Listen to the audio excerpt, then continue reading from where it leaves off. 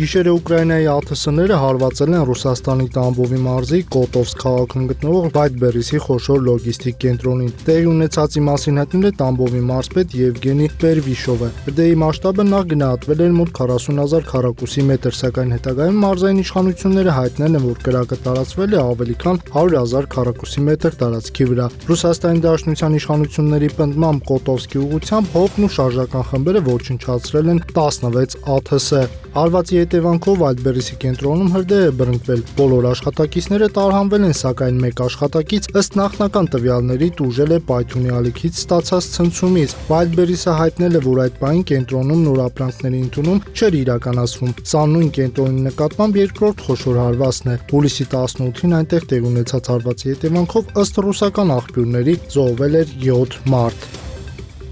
Իրանի արտաքին գործերի նախարարության խոսնակ Էսմայիլ Բաղային հայտարարել է, որ ԱՄՆ-ի գործողությունները վտանգում են համաշխարհային անվտանգությունը։ Նրա խոսքով, երբ Վաշինգտոնը բանկերին, ընկերություններին եւ կառավարություններին վերջնագրեր է ներկայացնում, պահանջելով ընտրություն կատարել ԱՄՆ-ի քմահաճույքներին ենթարկվելու կամ հատուցման արժանանալու միջև, հարցը վերաբերում է ոչ միայն Իրանին։ Բաղայի խոսքով նման մոտեցումը սպառնում է միջազգային իրավունքի եւ ՄԱԿ-ի կանոնադրության հիմնարար սկզբունքներին, այդ թվում պետությունների հավասարության եւ ժողովուրդների ինքնորոշման իրավունքներին։ Որևէ արժանապատիվ կառավարություն չի կարող ընդունել օրենքի նման լայնածավալ եւ համակարգված խախտումների ու կոպիտ ուժի դրսեւորումների նորմալացումը, նշել է ԱԳՆ խոսնակը, հավելելով, որ Կանադան այժմ իր վրա զգում է այդ բանակցությունների քողի տակ կոպիտ վարքագծի հետևանքները։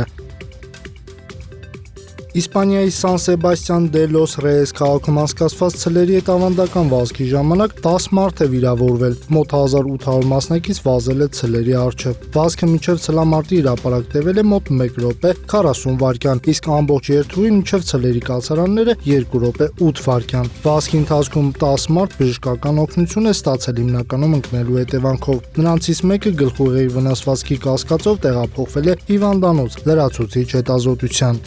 Օգոստոսի 24-ին ուժեղ անձրևներով, ամպրոպով եւ կարկտով պայմանավորված հզոր փոթորիկը հարվածել է Իսպանիայի Կատալոնիային, հատկապես Տարագոնայի շրջանին։ 30 մարդ բժշկական օգնություն է ստացել, նրանցից 4-ը տեղափոխվել են հիվանդանոցներ, սակայն բոլորի վիճակը գնահատվել է ոչ ծանր։ Տարագոնայում հեղեղվել են փողոցներ, նկուրներ եւ ավտոկայանատերիներ, վնասվել են մեքենաներ, ընկել են ծառեր ու էլեկտրասյուներ։ Փրկարարները ստացել են 491 ահազանգ, որոնցից 434-ը Տարագոնայի շրջանում։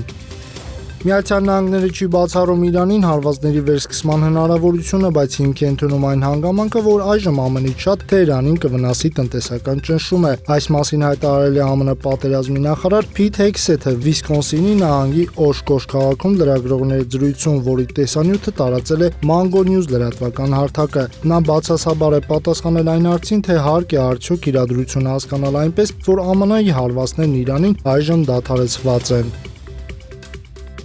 Քրդական սիրիական դեմոկրատական ուժեր զորքերի հրամանատար Մազլում Աբդին հայտարարել է կառույցի լուծարման եւ սիրիական բանակին ինտեգրվելու մասին։ Հաղորդում է Սանա լրատվական գործակալությունը։ Մենք բացում ենք խաղաղության կայունության եւ վերակառուցման գլուխ Սիրիայի պատմության մեջ եւ լիակատար պատասխանատվությամբ հայտարարում ենք SDF-ի գոյության ավարտի մասին, որպես անկախ ռազմական ուժ, հայտարարել է քրդերի առաջնորդը ելույթ ունենալով Սիրիայի անցումային նախագահ Ահմեդ Ալ-Շարայի հետ հանդիպումից հետո տեղի ունեցած մամուլի ասուլիսում։